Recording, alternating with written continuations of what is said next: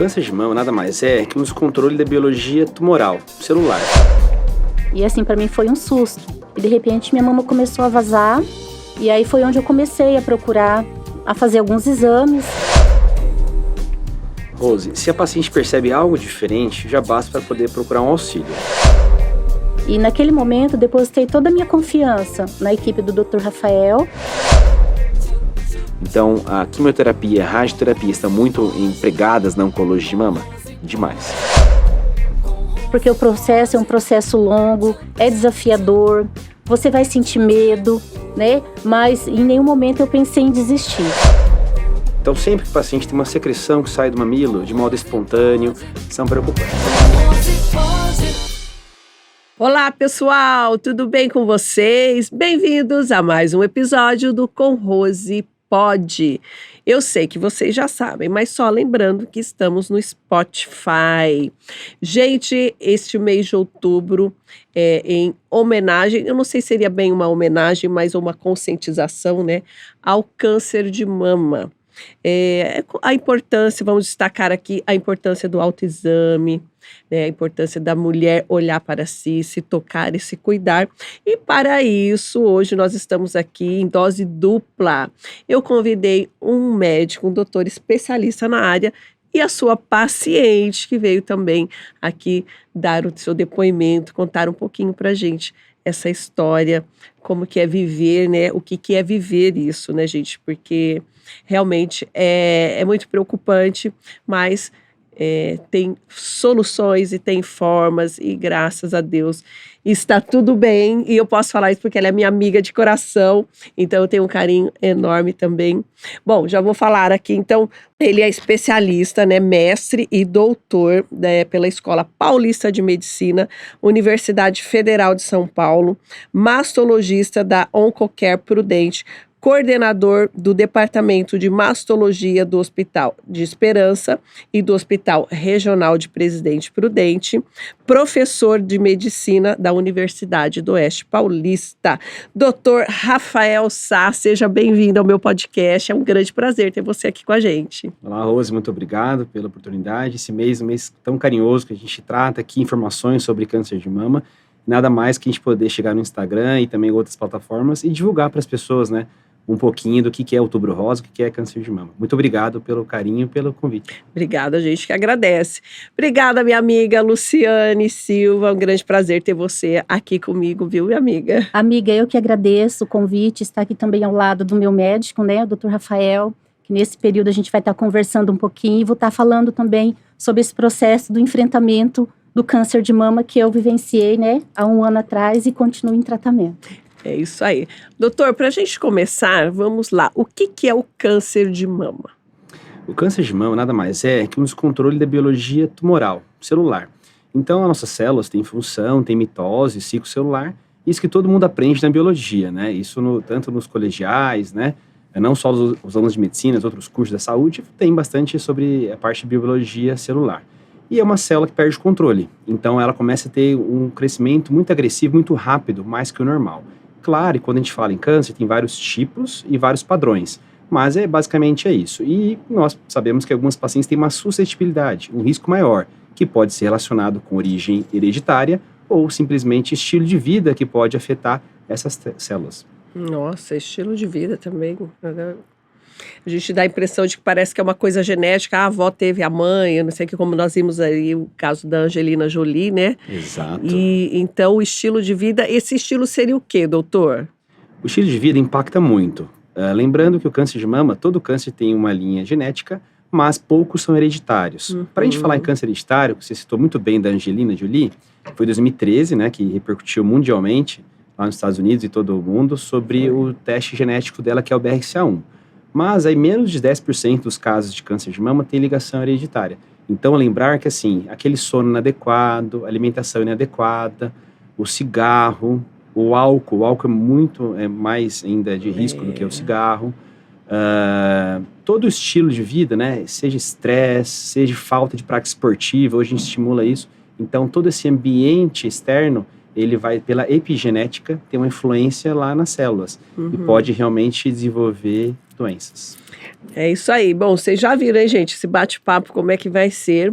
Antes da gente aqui continuar, eu quero agradecer aos nossos patrocinadores, Sarto Store, Laboratório Marlene Spir, pioneirismo, qualidade, tradição e modernidade, Laboratório Marlene Spir. Também Celas Gasparini, a sua cela de confiança. Sueli Mendes, peças para mesa de bolo e doces. E também Arapucas Bar, aquela cervejinha gelada, aquela porçãozinha, você vai encontrar no Arapucas Bar.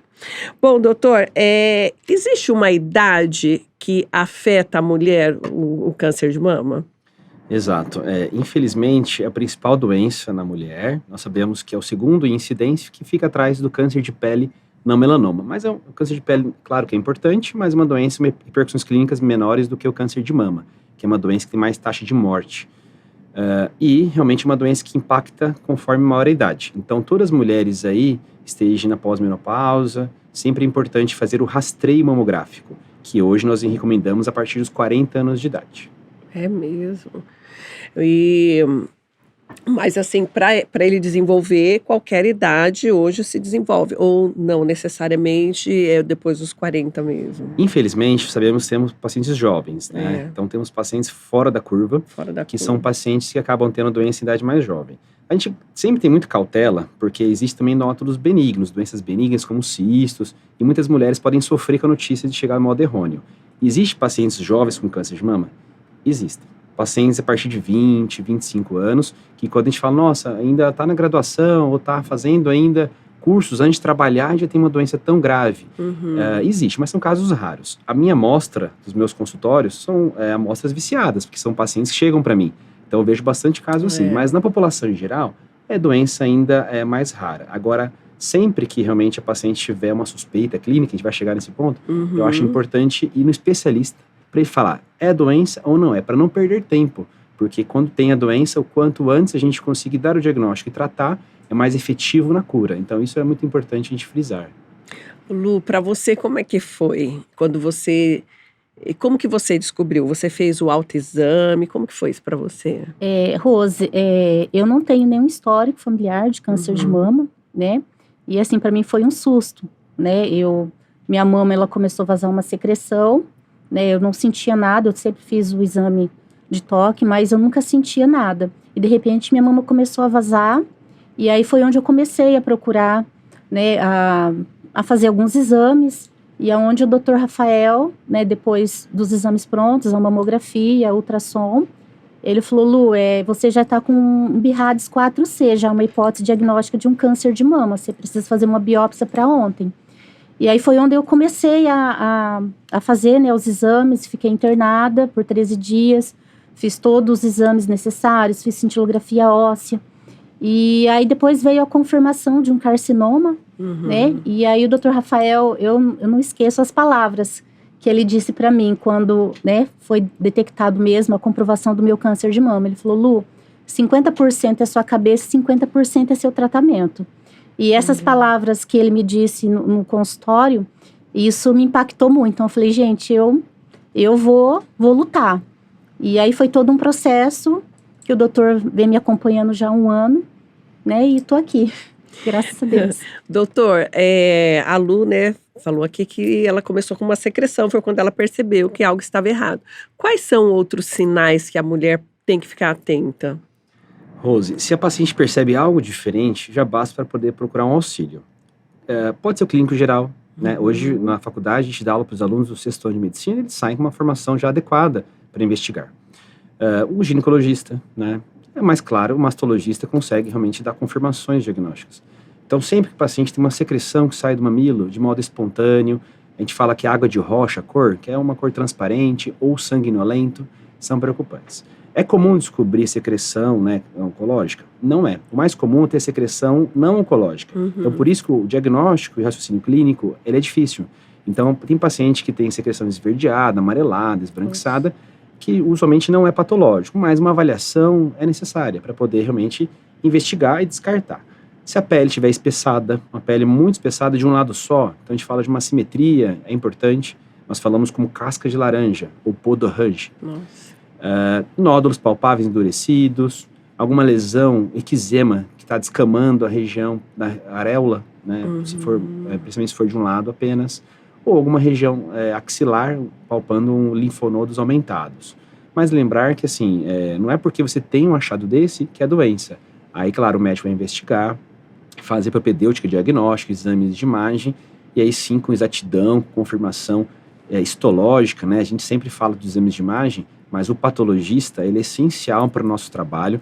Tanto é que eu sou amigos patologistas, eu tenho contato com eles diário, porque realmente eles são os efetivos no diagnóstico. E às vezes, tanto exposição, a gente acaba esquecendo de falar dos patologistas. Então, tudo isso a gente vai dar o grau exato da doença e dar o plano terapêutico. E o que a Lu falou, né, que realmente, claro que eu me lembro desses momentos, eu sempre tento estar junto com as pacientes para poder dar força, né? Eu falo, olha, você tem que confiar na sua equipe. Independentemente se é paciente, se é do SUS, se é particular, se é do convênio, se você não confia na equipe, né, eu falo, como você vai conseguir tratar? Então, precisa realmente confiar. E graças a Deus que em Prudente a gente consegue dar uma qualidade adequada para as pacientes que vão tratar conosco. Que legal.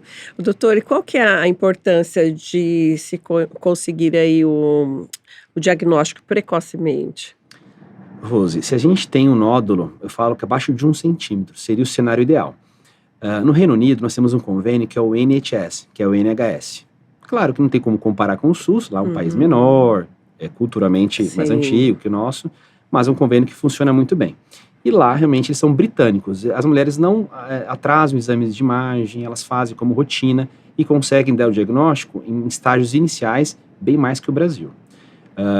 Temos vários estudos nacionais mostrando que cada vez mais aumenta a nossa taxa de diagnóstico avançado. Ou seja, a mulher não fez exame, não teve acesso ao exame, ou porque realmente foi um desleixo, acabou passando os anos, não percebeu, ou tem regiões que é difícil fazer mamografia. Aqui a gente está numa região ótima, mas tem cidades que não têm acesso. E aí posterga o diagnóstico. E aí vem aquele nódulo com 2, 3 centímetros, doença na pele ou doença axilar.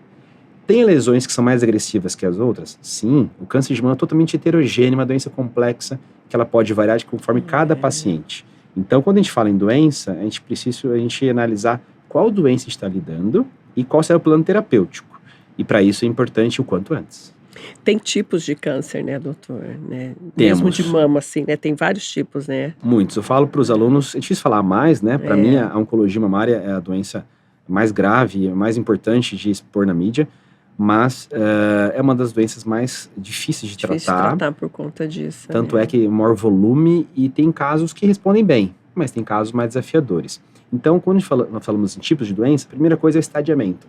Como que está o padrão na mama? Nós usamos uma classificação chamada de TNM. T vem de tumor, ou tumor, N de node, seria linfonodos, e M de metástase. Então, a gente vai investigar, tem metástase? Tem doença axilar? Qual a extensão do nódulo? Tem mais lesão na mama? A outra mama? Então, tudo isso é investigado.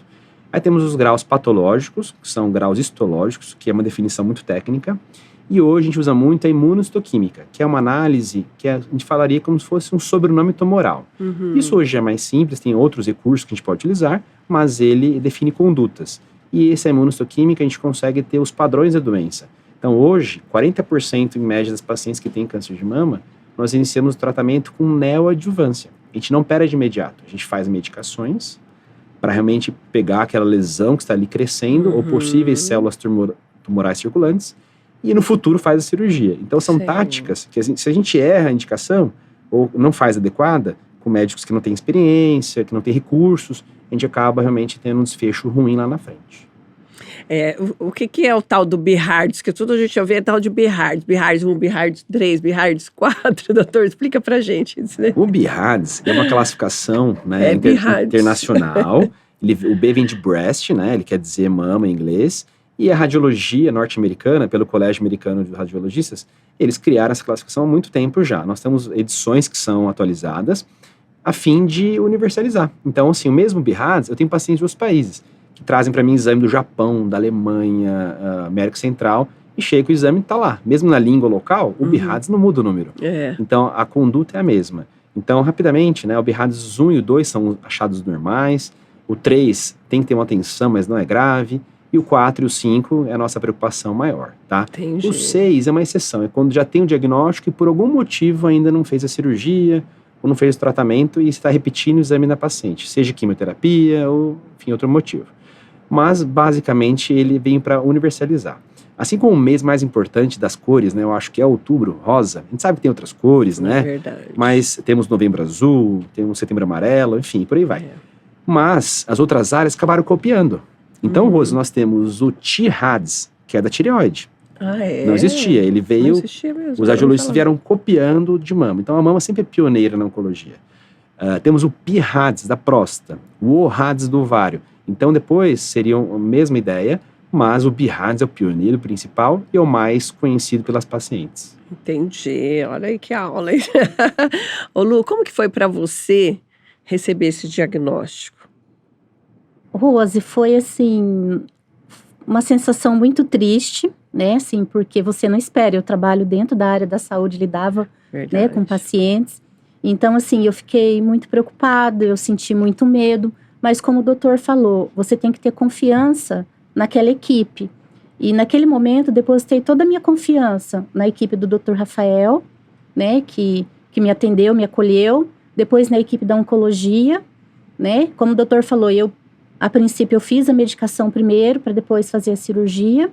Então, é a questão de confiança mesmo da equipe. E você ter uma cabeça, por mais que a palavra câncer, ela traz um medo, peso, né, um peso muito grande, então vem assim uma sensação de muitas coisas na sua cabeça, né? Será que vai dar certo? Será que não vai dar? Como que vai ser a quimioterapia? Como que vai ser a cirurgia?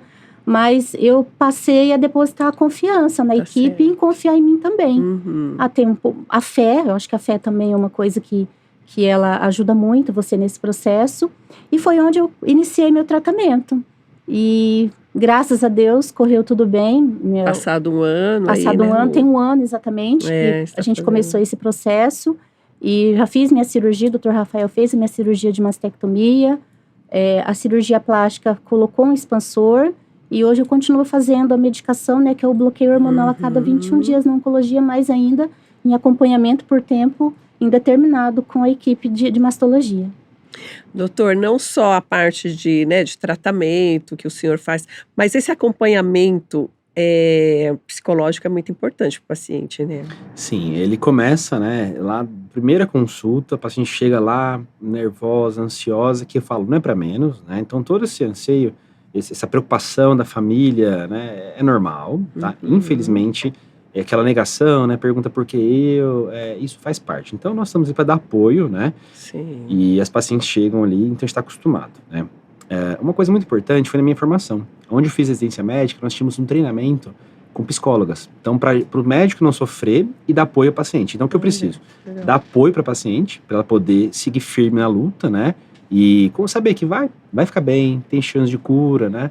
E eu vi uma palavra assim de força, acho que é importante para poder conseguir o tratamento que não é fácil. Mas, por outro lado, eu preciso eu não ficar doente, né? Da parte mental. Então, não posso ter contra-referência, que seria o médico sofrer. Tem médicos que não conseguem separar isso. É mesmo? E aí, de noite, tem insônia, toma remédio para dormir. Então, a gente tem que saber, assim, que eu preciso cuidar de uma vida, né? Que são as vidas que vão pra gente lá. Mas eu preciso dar um suporte, né? Eu sou muito, assim, descontraído no ambulatório, porque imagina, você está falando de câncer, tratamento pesado, eu não posso ficar ali, mente muito fechada. Então, eu acabo sendo um pouco mais extrovertido, mas isso tudo tem um motivo psicológico, que é para as pacientes se sentirem mais acolhidas, né? E, assim, depende muito da paciente. Igual eu falei, eu trabalho no sistema público de saúde, também na clínica privada. Então, eu consigo me comportar conforme o paciente que está comigo. Um paciente de alto poder aquisitivo, né? Um paciente de alta renda. Um paciente muito simples, então eu preciso, assim, explicar para ela do jeito que ela entenda. Não adianta nada eu explicar termos técnicos, palavras em inglês, e uma senhora muito simples, né, não conseguir entender. Então, sempre eu pergunto, tem dúvida, não tem, né? E eu costumo sempre, Rose, no prontuário médico, escrever o nome da acompanhante, que sempre vem junto familiar, eu falo, olha, como você tá, Luciana, né? Enfim, como você tá, Maria? Que seria a filha ou a irmã, então ele se sente acolhido, né? Ela fala, nossa, como você lembrou meu nome, né? Sente sozinho, né? Então são detalhes pequenos, né? Que o mastologista, que cuida só de mulher praticamente, né? Homens são raridade na câncer de mama, então a gente, claro que tem pacientes masculinos, mas minoria, então a gente precisa realmente ter um cuidado, né, essencial com a mulher. Por isso que as mulheres são mais sensíveis, doutor, sofrem mais. Então acho que o mastologista, né, ele acaba tendo essa formação de saber que tem que ser um pouco mais sensível ao diagnóstico, tratamento daquela paciente.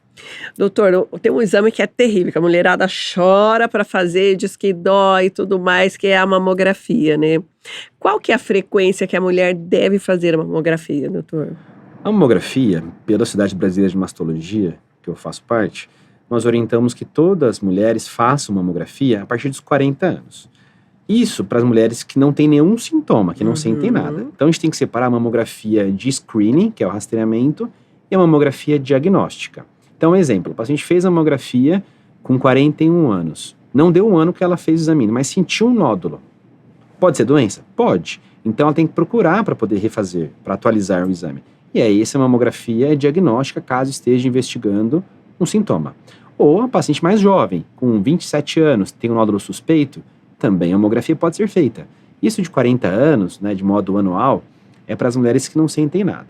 A idade limite são 74 anos ou tiver uma chance de vida de 3 anos. Então, nós falamos, né, uma idosa fit. Então, chega lá uma senhora com 85 anos, que eu dou o exemplo das orientais, né? As orientais são realmente, elas vão longe, são verdade, fortes. Chegam lá, magrinha, né, se alimenta bem, faz esporte, chega lá com 85 anos. A mãe faleceu com 100, a avó também. Por que não fazer mamografia nela e dar o diagnóstico e tratar, se ela suporta? Então depende de cada pessoa, né, cada mulher. Mas no geral, né, aquela paciente que está na boa idade, está bem, também continua fazendo o exame de mamografia, sim. Legal. Ô Lu, o que mudou na sua vida desse ano para cá? Rose, muitas coisas, né? Assim, você lidar com o diagnóstico, né? A parte sua emocional muda muito. Né? Então, cada exame que você vai fazer, você sempre fica com aquela ansiedade, com aquele medo, né? Porque você agora, a partir de agora, é um acompanhamento sistemático, né? A cada 2 meses, a cada 3 meses, são exames. O mais importante de tudo isso, como o doutor uma vez colocou para mim, em um dos atendimentos que a gente teve no ambulatório, é o acolhimento das pessoas, né? Você ter pessoas positivas próximas de você. Cada caso é um caso, como o doutor coloca, né? E hoje as chances de cura, elas são mais elevadas, né? Quando diagnosticadas no início do seu tratamento, como foi o meu caso, né? Já senti, já procurei o atendimento, já, né, iniciei o tratamento. Então, eu acho que a parte psicológica mexe muito, mas a gente tem que ter muita consciência daquilo que a gente, né, tá enfrentando naquele momento. E o apoio da família, da religião, dos amigos próximos, e você continuar a viver. Então, assim, eu não deixei de fazer as minhas coisas que eu fazia antes, né? Hoje, assim, com um pouco mais de cautela, lógico, com a medicação você sente um pouco mais de cansaço, mas a minha vida normal hoje no dia a dia. Que legal. Doutor, o senhor trabalha na rede pública, né? Quais são as opções de tratamento que a rede pública oferece? Aqui na nossa região? Sim. Aqui nós temos a rede Bicamargo, né, que é do estado de São Paulo, que realmente funciona muito bem em quase todas as cidades, de médio e grande porte. E aqui temos 2 unidades de oncologia. Temos a do Hospital Regional, né, que lá é ligado, né, ao Hospital Regional, e também faço ambulatório com os alunos de medicina, que lá a gente consegue explicar um pouquinho para eles, mostrar como funciona o diagnóstico, e são pessoas que vão trabalhar, né, com médicos, seja médicos generalistas ou seja médicos especialistas. Então, ter aquela experiência paciente oncológica é muito importante. E também temos a questão aí no outro hospital, né, que é o hospital mais novo, que é o Hospital de Esperança, que é o antigo Hospital Regional do Câncer de Prudente, que também trabalho lá desde a sua inauguração, né. Eu tenho muito carinho muito grande pelo Hospital de Esperança, porque a primeira cirurgia do hospital foi minha, junto com o Dr. Bugalho. Então, a gente tem um carinho muito grande pelo hospital, e é onde eu fiz minha tese de doutorado. Meu doutorado eu fiz ligado à Unifesp, né, onde fiz residência, que é a Escola Paulista de Medicina, mas as pacientes minhas do doutorado, olha que honra, eu fiz essas cirurgias, né, de pesquisa, que foi um sucesso, né, na época, no Hospital de Esperança. Então, realmente, tenho um carinho muito grande, são 2 serviços que eu trabalho, né, faço as cirurgias lá no SUS, e também trabalho na clínica Oncocare, que é a clínica oncológica, né, que é a clínica ligado, né, sistema privado de saúde, certo, que hoje faz parte do grupo Oncoclínicas, que é o maior grupo da América Latina de oncologia, tendo, assim, muitas clínicas de oncologia, e realmente eles falam que a estrutura física e a parte profissional de Prudente é uma das principais aí do grupo. Então, a gente fica muito orgulhoso que Prudente a gente tem centros, né, distintos, que objetivando, né, tendo o objetivo de tratar as mulheres, né? Sim. Então, quando os alunos falam assim, né, mas eu moro em minha cidade, né, outro estado, né, para não citar nenhum estado, fala, nossa, mas lá não é assim. Fala, olha, veja bem, Prudente é muito bem, realmente positiva do ponto de vista de equipes e de condição para tratar paciente oncológico. Olha que bom, né? Lu, você então se sentiu aí bem acolhida, né, pelo doutor, toda a sua equipe, confiante, Rose. né, e olhar para trás e ver que passou, está Isso, passando, né, esse passando. processo já está, em Isso. breve será encerrado, Concluído, né? Isso aí. Tudo é um processo. Então, É. 1 ano já de tratamento, né? Da parte de oncologia, como eu falei, já encerrei as quimioterapias, não precisei fazer a radioterapia depois o doutor acho que até pode explicar, eu fiz, no momento da cirurgia a gente faz um exame de congelamento, né, doutor? E aí eu não precisei fazer a radioterapia, né? Então eu fiquei só com as quimioterapia mesmo, e agora com o tratamento de bloqueio hormonal que eu tô fazendo no hospital. Legal. Doutor, falando em cirurgia, todos os casos são necessários? É necessária a cirurgia? Ou consegue tratar sem a cirurgia? É um pouco complexo, mas a gente pode tentar explicar. Depende muito do estágio da doença. Usualmente a cirurgia é um dos pilares do tratamento. Assim como muitas pacientes fazem quimioterapia e muitos fazem radioterapia. Todas fazem esses 3 caminhos? Não, mas grande maioria. Então, basicamente, né, quem que não pode fazer, que não precisa fazer a cirurgia? Existe uma linha de pesquisa hoje para crioablação, né? Seriam pacientes que fazem um procedimento que é um congelamento, né? Não é essa congelação intraoperatória que a Lu falou. É um congelamento do tumor para não precisar operar. Mas isso ainda é linha de pesquisa. Na internet, né? A gente recebe grupos, né? Sempre alguém manda perguntar, isso já existe? Existe como pesquisa, inclusive o pessoal da Unifesp, que faz, né, em parceria com a HCOR, da oncologia, que faz esse projeto no Brasil. Mas ainda faz a cirurgia. E não fazemos a cirurgia em pacientes metastáticas. Por quê?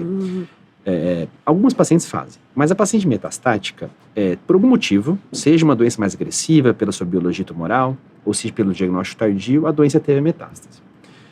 Aí é um caso mais delicado ainda, de mais força, mais perseverança, né, mais de esperança para as pacientes, para os seus familiares.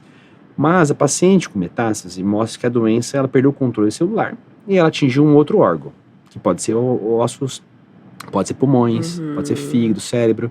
Então, dependendo de cada metástase, vai tratar de um modo. E a cirurgia na mama ela tem um efeito muito grande para controle local da doença. Então, se a paciente teve metástase, tem metástase confirmada, a cirurgia, em alguns casos, não tem benefício.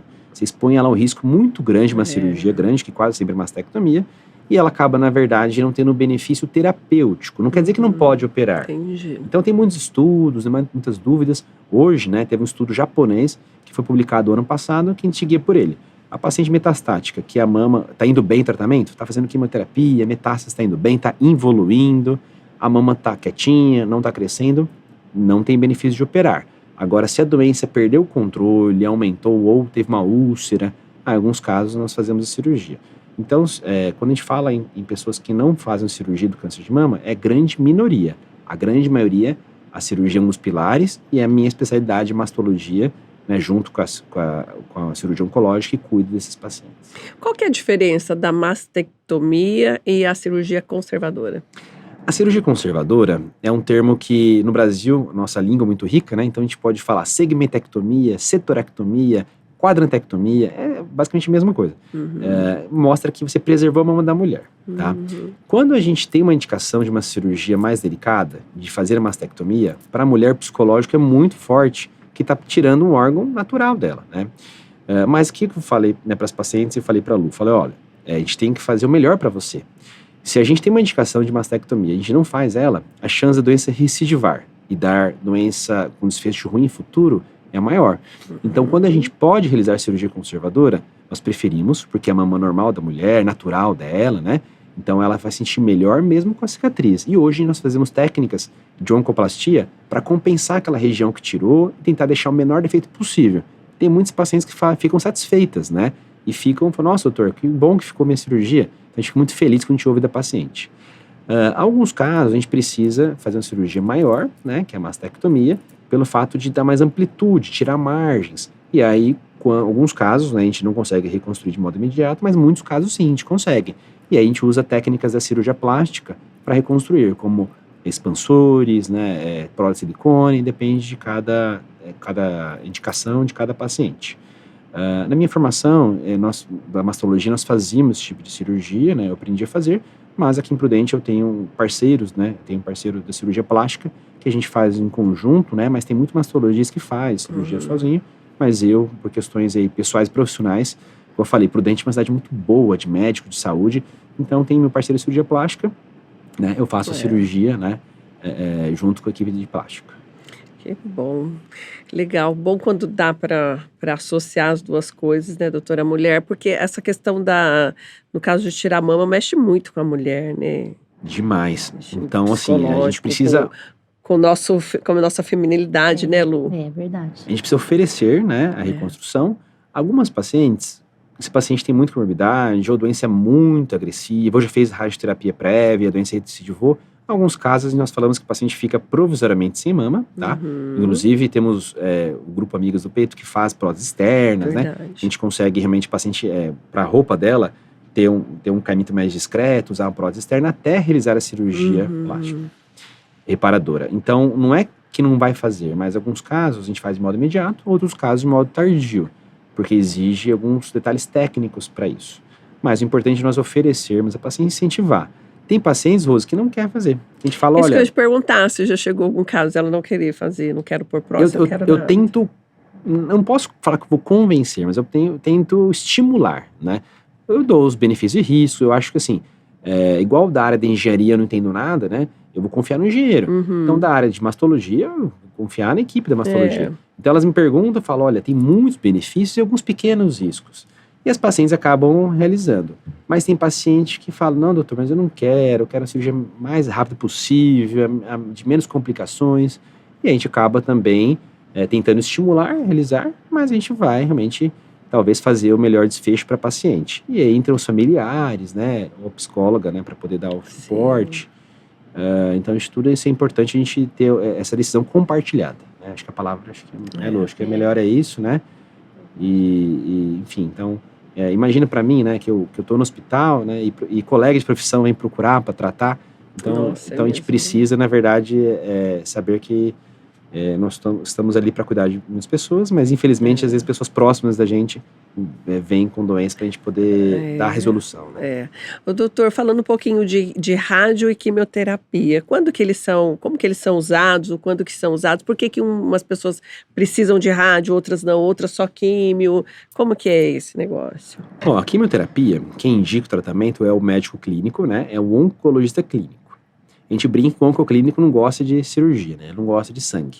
Então, é aquele médico que ele é clínico, ele tem que ser muito estudioso, porque é uma área que, sim, vem medicações novas, ele participa de eventos, lê artigos científicos mensalmente, dos mais modernos que saem, porque é muito desafiador, né?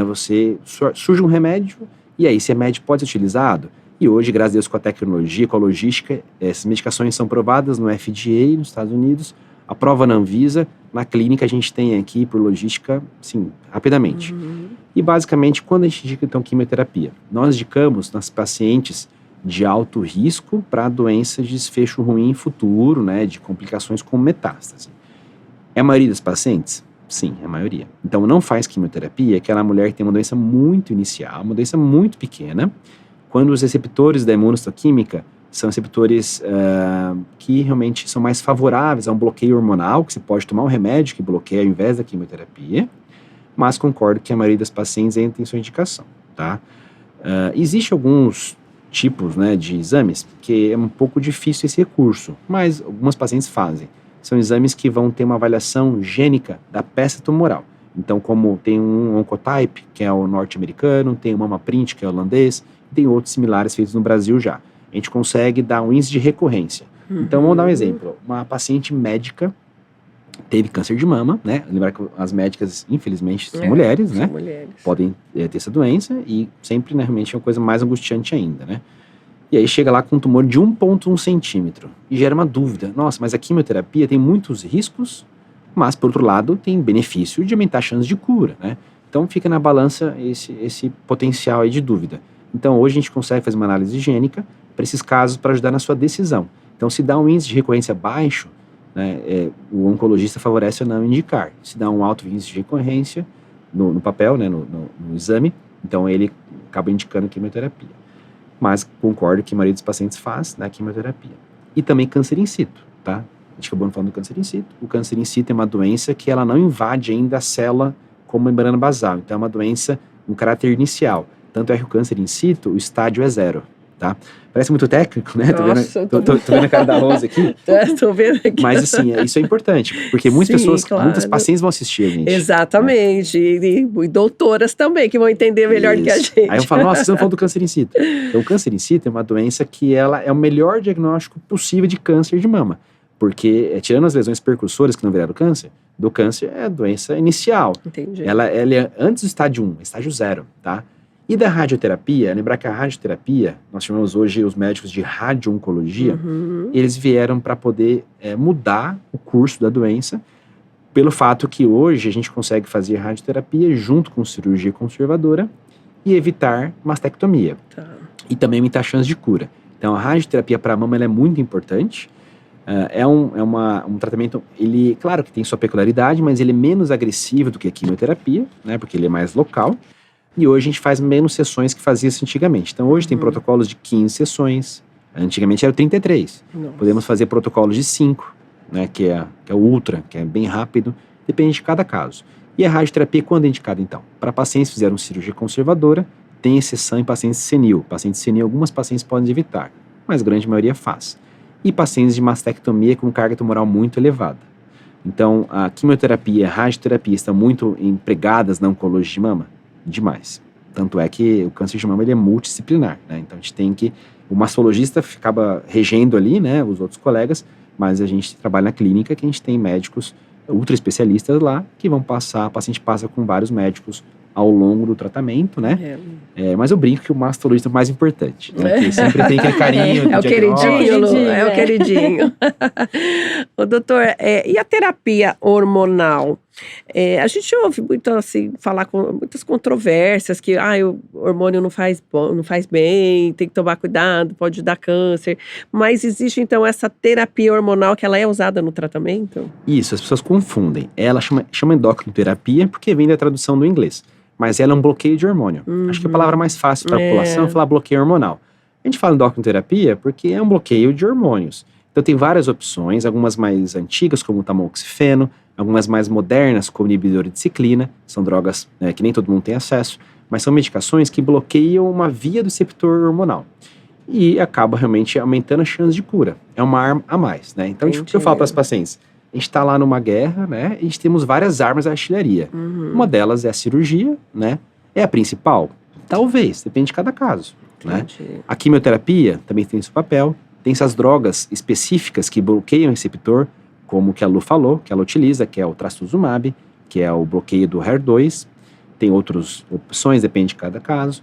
Temos a radioterapia e temos o bloqueio de hormônios, tá? Então, são medicações que vêm para aumentar a chance de cura e a paciente poder viver mais e melhor. Porque depois que tratou, vem a fase que é lutar, que são as survivors, são as pacientes sobreviventes, né? Todo mundo sobreviveu? Não. Tem pacientes com desfechos, que eu falo para desfecho porque, assim, a gente não sabe o que vai acontecer lá na frente. Sim. Mas se o tratamento tá dando certo, a chance de cura e de ficar bem é maior. Mas nesse intervalo, temos pacientes que a gente perde, né? São muitos casos? Não. Né? A gente conversa com médicos mais de idade, mais experientes, como o Dr. Bugalho, que eu trabalho com ele, né, na clínica, no Hospital de Esperança, fala, olha, nunca tratou tanto câncer de mama com eficácia como hoje. É mesmo. Doutor, essa questão de bloqueio hormonal, isso ele não interfere na fertilidade da mulher? Não afeta a reprodutividade? As pacientes jovens, tá? Sempre que vão tratar, acho que o ponto seria melhor. Nós pensamos e estimulamos que ela faça a congelação de óvulos, que pode influenciar, sim. Então, ela congelou óvulos, tem lá guardado, depois pode fazer o embrião, e hoje a reprodução humana, ela avançou de um modo exponencial que hoje a gente consegue fazer muitas técnicas e a paciente conseguir engravidar depois do tratamento. Não tínhamos estudos mostrando o risco de engravidar pós-tratamento. Hoje temos estudos que orientam que depois de 2 anos de tratamento há uma certa segurança de engravidar. Então temos pacientes nossas, jovens, que estão tendo filhos, né? Porque hoje nós não que estimulamos, mas é o sonho do casal. Sim. Não tem filhos, né? Eles querem muito. A gente libera. Então, senta um mastologista, um oncologista, né? O radioterapeuta, fala, olha, qual que é o risco dela engravidar? E aí liberamos. Mas, realmente, essas medicações todas, assim como a quimioterapia, podem atacar ali reserva ovariana e a paciente depois não conseguir engravidar. Por isso que é jovem. 2 coisas são importantes, 3, né, no diagnóstico.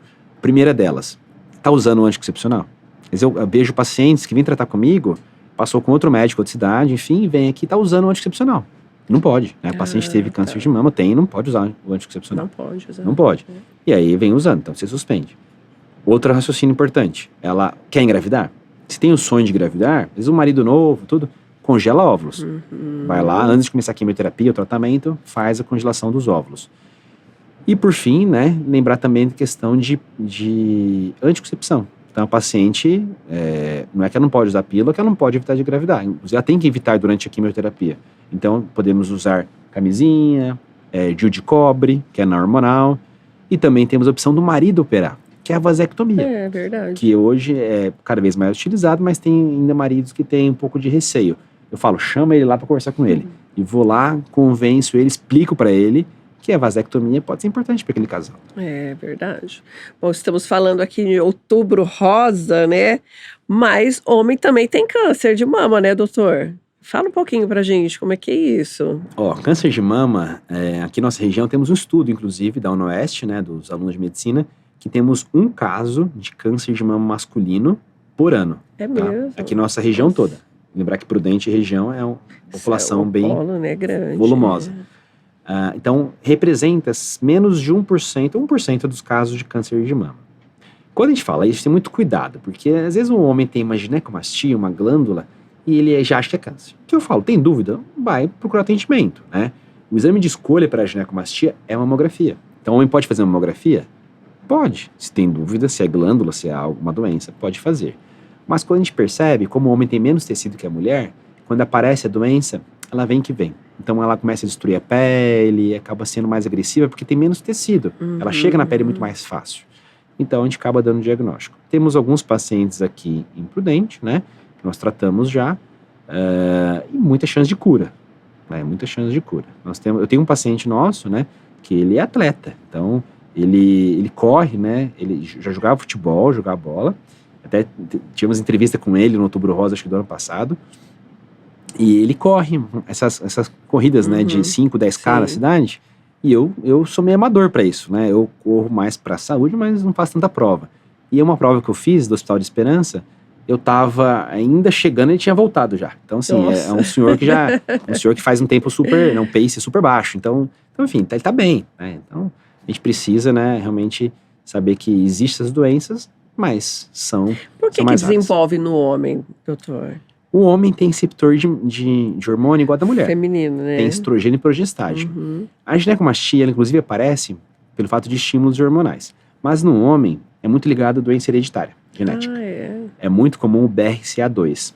Igual a Angelina Jolie era o BRCA1, né? A Angelina, ela tinha um histórico do BRCA1. Ela não teve câncer. Sim. Mas ela tinha um histórico familiar. Ela tinha 6 parentes com câncer de mama de ovário. Os homens, a gente pensa no BRCA2. Então, tem câncer de homem na família. Todas as mulheres têm que ser investigadas, filhas, irmãs, né? Porque pode ter uma relação hereditária que às vezes vai ter um desfecho, né, de parecer mais doença e mais familiares. Não tem nada a ver com o homem que toma hormônio, essas coisas assim, pra... Não, o homem toma hormônio... Pra ficar musculoso e tudo mais, excesso aí de... Fisiculturismo? Não, o fisiculturismo Não, tem mais risco de doenças hepáticas, né, metabólicas, e para mama mais relacionado com ginecomastia, de aumentar a mama. Sim. Mas o pessoal que mexe com essa linha, hoje eles acabam usando algumas táticas para bloquear. Então tem medicações que bloqueiam o receptor, então tem menos, tá? O pessoal que mexe com esse tipo de produto hoje já sabe evitar a ginecomastia.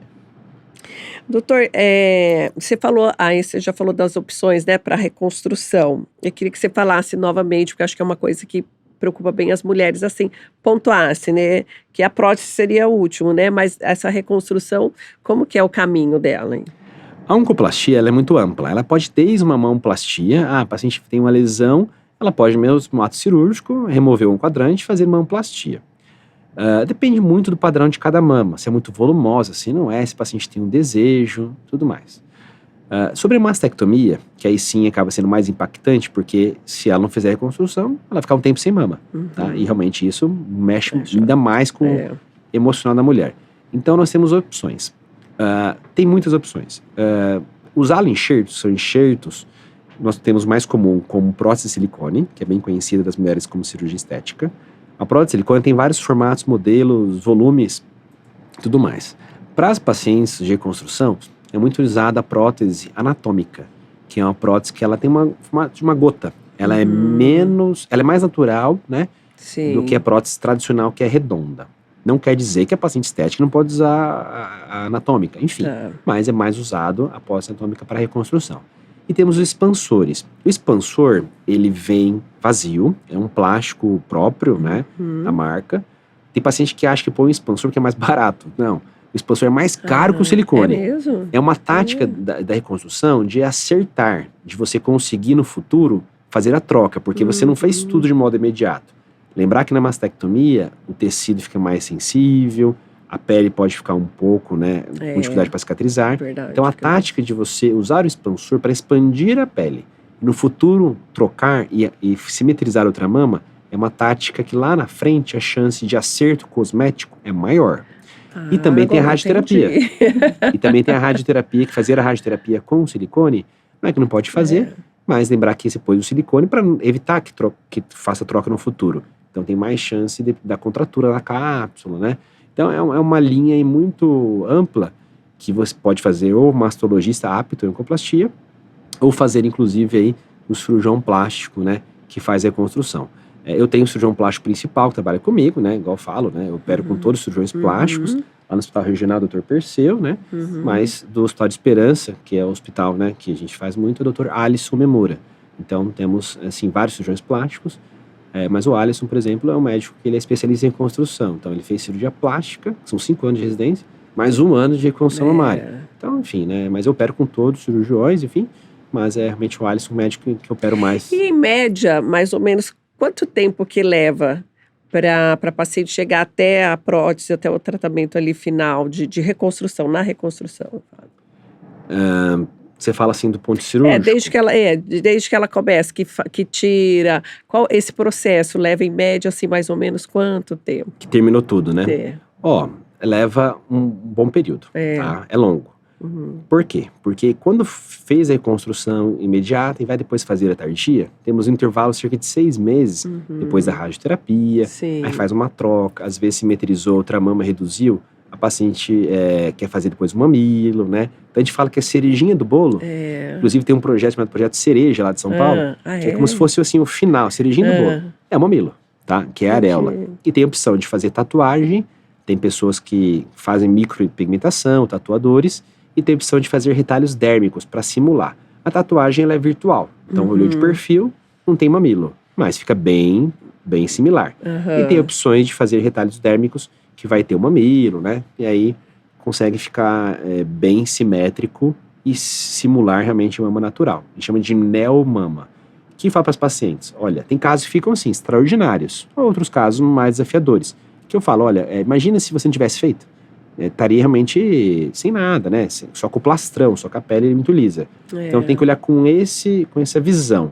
E sempre lembrar que o mais importante, claro que a oncoplastia ela tem que ser estimulada, ela é muito nobre, igual nós tocamos no assunto, mas a principal questão aqui é a segurança oncológica. O paciente tem que pensar que a gente tem que tratar e dar cura para aquela paciente.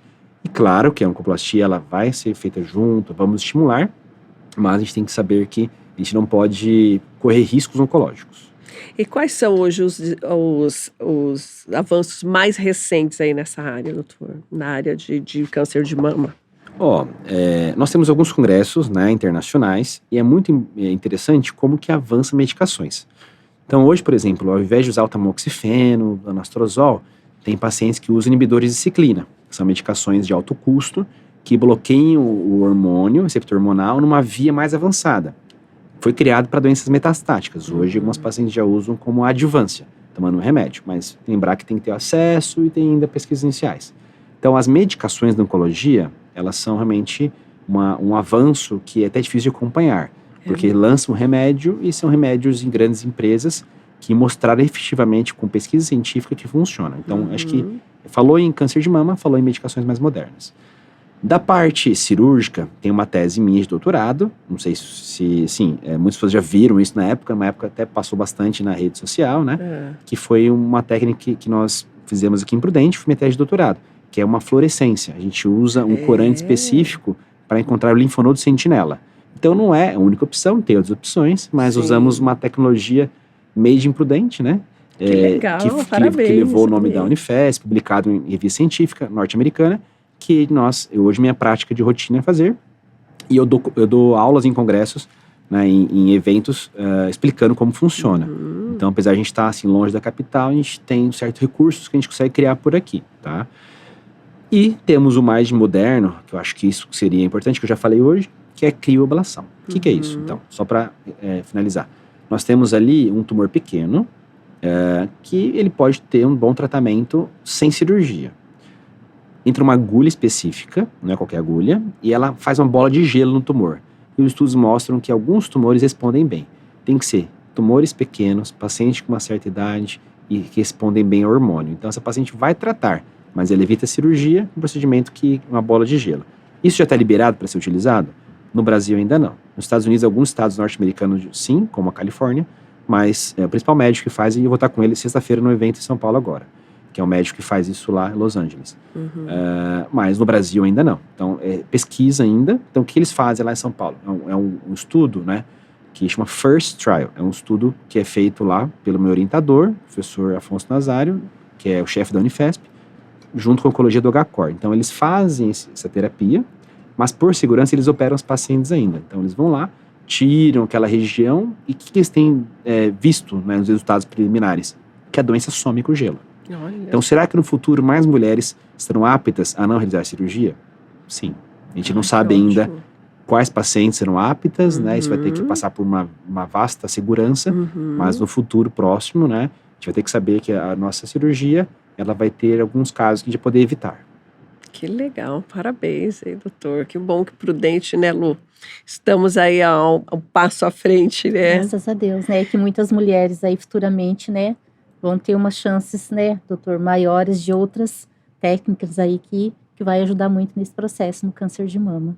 Lu, já estamos, né, doutor, já chegando aqui no final, e eu queria que você deixasse uma mensagem, amiga, para as mulheres aí que vão passar, que estão passando, né, por todo esse processo que você está há um ano aí. Amiga, assim, para quem está hoje enfrentando um diagnóstico de um câncer de mama, ou, né, que é o mais que atinge as mulheres hoje, procurem profissionais, né, capacitados, né, depositem sua confiança, como eu depositei, né, na equipe, né, do Dr. Rafael, né, para trazer muita segurança, porque o processo é um processo longo, é desafiador, você vai sentir medo, né, mas em nenhum momento eu pensei em desistir, né, e graças a Deus, hoje eu estou aqui contando um pouquinho da minha história, né, junto com o Dr. Rafael, e que vocês não desistam.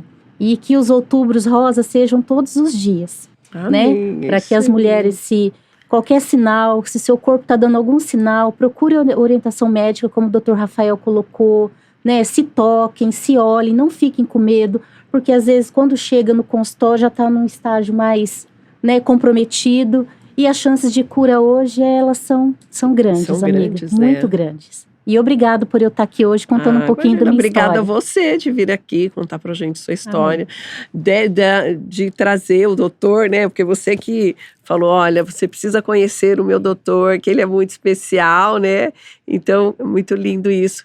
Essa amizade que nasce, né, entre o paciente, gente, vamos chorar agora, gente, entre o paciente e o médico, e que coisa linda a gente olhar e ver que não é tudo mecânico, né, doutor, que os médicos aí sofrem também, como o senhor falou. Achei muito bonito da sua parte você falar isso, que às vezes deita, dorme, pensa naquela paciente, sofre.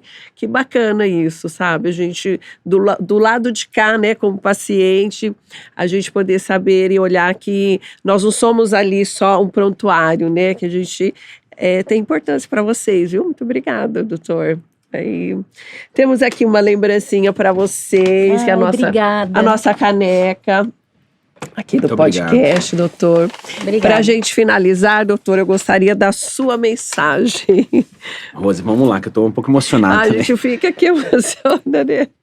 Então, Rose, Ai, seguinte, amiga. primeira coisa, agradecer, né? Primeira questão, agradecer a Lu, né? Realmente, ela comentou no ambulatório, o ambulatório é um ambulatório movimentado, porque tem uns alunos, né? Que, inclusive, os alunos gostam tanto do ambulatório que eles começaram a pedir para passar mais vezes, né? No ambulatório, então hoje tem mais alunos, enfim, porque eles acabam vendo mais casos. E realmente a Lu comentou, vai vir convite, né?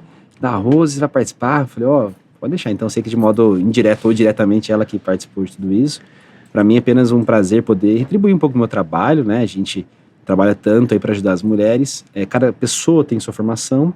Quando você vai trabalhar com médico ou vai fazer uma residência, a gente pergunta, por que você quer fazer tal área, né? Por que você quer fazer ginecologia e obstetrícia, né? Que eu sou ginecologista, apesar de já não atuar mais, né? Eu atuo mais com parte... atuo sim, mas atuo mais com parte de mastologia. Então, tudo isso a gente tem um motivo, tá? Eu fui criado no meio de muitas mulheres, né? Então, minha mãe faleceu semana passada, enfim, então tô num momento ainda difícil, né? De luto, que não está sendo fácil, e minhas irmãs, sobrinhas, em tudo. Então, minha cunhada, inclusive, é mulher. Então, sempre vivi no meio de mulheres, e eu sempre tinha uma aptidão para poder cuidar mais de mulheres, tá? Então, sim, as pacientes vão lá no começo. Hoje eu tô aqui faz 10 anos, mas quando eu cheguei aqui, eu só falo, nossa, mas é um médico jovem, né, e tudo mais. Então, hoje, assim, acho que as pessoas já entenderam que minha ideia é só ajudar as pessoas. Então, tanto no SUS, né, quanto no clínico particular. Então, minha ideia é poder colaborar com o tratamento. Então, isso é uma coisa das pacientes falarem um pouco, né, de cada médico. Eu fico mais feliz, sabe, Rose? Eu sei que a parte de Instagram e mídia social é importantíssima, inclusive... Comece a me seguir, que não me segue ainda. Mas, vou deixar o seu Instagram aí. Mas, enfim, eu fico mais feliz quando alguém fala, nossa, eu escutei num ponto de ônibus falando de você. A paciente humilde está indo para casa do tratamento. Então, sim, é o nosso lema, né, de poder ajudar quem precisa. A gente consegue destinar o nosso tempo para o SUS, né? Tem casos desafiadores lá no SUS, mas a gente consegue deixar um tempo para essas pacientes. Enfim, então, basicamente, queria agradecer as mulheres que têm alguma dúvida, né? Procurem seu médico, né? Como a Lu falou, seu médico de confiança, né? Procure o seu médico, pode ser o clínico geral, ele tem uma certa noção, o médico gineco, o mastologista, procure ele para tirar a sua dúvida. Se você tem um familiar que passou por tudo isso, né? Dê força para ele, a paciente precisa, né? Além de ter a força, ter o familiar junto, precise que você dá uma esperança da cura. Então, minha ideia é só poder ajudar. É uma grande honra poder cada vez mais falar, né, sobre câncer de mama. Então o convite aí deixou muito feliz, né, e honrado, que vão atingir muitas pessoas, né, que agora estamos no Outubro Rosa, e com certeza o alcance, né, de vocês, aí o trabalho seu bonito, aí eu acompanhei, né, lá no seu Instagram, realmente o tanto de empenho que você faz em vários pontos da sociedade, vários profissionais diferentes, então consegue impactar com muito conteúdo, né, para as pessoas. Verdade. E a Lu, agradecer ela, né? Realmente, vocês podem dar um abraço nela aqui. Claro! Que realmente a gente fica muito feliz aí, porque, assim, ela é uma das pacientes, né? Às vezes o paciente vai olhar, nossa, mas você não falou de mim, né? Enfim, na verdade, sinto todas abraçadas aí, né? No Outubro Rosa, a Lu apenas está representando as pacientes aqui. Verdade. E que as pacientes possam divulgar, né? Que as pacientes possam divulgar essa informação, né, nossa live, nosso podcast de hoje, né? E agradecer, fiquei muito bem à vontade, viu que deixar eu falar, eu começo a falar sem parar, né? É bom, a gente então, realmente, da parte técnica, para mim é uma honra poder, né, saber um pouco de doenças de mama e poder divulgar. Então, eu fico muito feliz. Obrigada, eu que agradeço, eu toda a minha equipe, viu, doutor?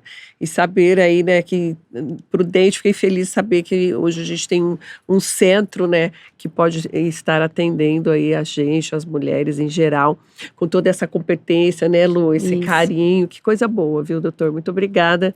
Que meus agradecimentos se estendam a toda a sua equipe também, tá bom? Muito obrigado. Amiga, obrigada, viu? Obrigada. Por ter você vindo aqui contar a sua história pra gente. Obrigada. Tá bom? Eu espero que todas as mulheres fiquem aí forte, que tudo passa. Tudo passa, né? Exatamente, tudo passa. É isso aí, gente. Espero que vocês tenham gostado desse conteúdo. Se identificou, tem alguém na família, algum amigo, compartilha tá? E não se esqueça de se inscrever no canal, que é muito importante, como o doutor aqui falou. Assim o YouTube entende que é legal o nosso conteúdo e passa para mais e mais pessoas. E assim vamos levando informações para quem precisa. Tá bom, gente? Conto com vocês, então. Dá um likezinho pra gente. Até o próximo episódio, se Deus quiser. Obrigada. Tchau. Que lindo. Obrigada.